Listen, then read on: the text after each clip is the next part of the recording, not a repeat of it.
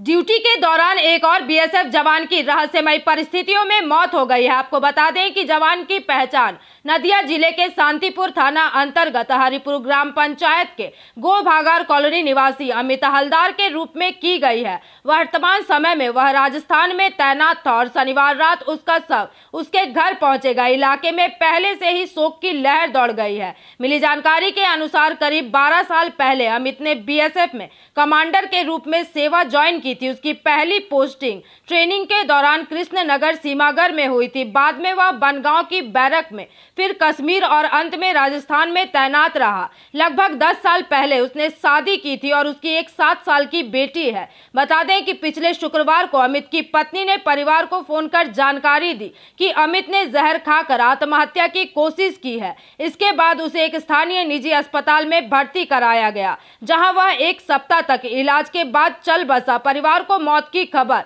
उसकी पत्नी ने दी। अमित की मौत की खबर मिलते ही परिवार में कोहराम मच गया। हालांकि अभी यह स्पष्ट नहीं हो पाया कि अमित ने आत्महत्या की कोशिश क्यों की। परिवार का कहना है कि वह पत्नी और बेटी के साथ ही रह रहा था। पारिवारिक कलह या कोई अन्य कारण इस पर अब भी रहस्य बना हुआ है। वहीं पड़ोसियों का कहना है कि अमित बहुत ही अच्छा और शांत स्वभाव का लड़का था, लेकिन उसकी अचानक मौत से पूरा इलाका स्तब्ध है।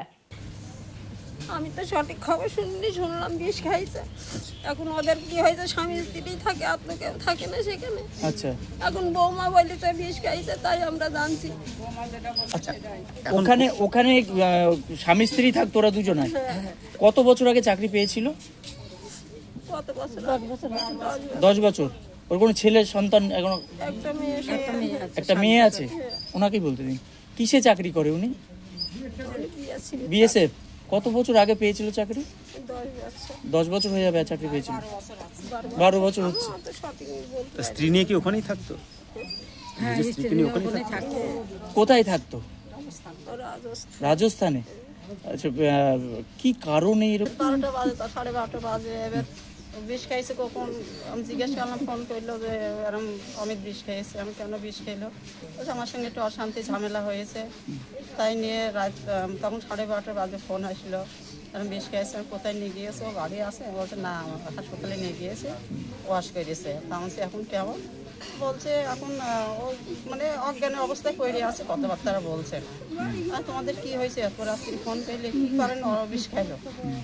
তোমরা তো স্বামী স্ত্রী দুজনে থাকো এক জায়গায়, তাহলে এখানে কি অশান্তি হলো তোমাদের?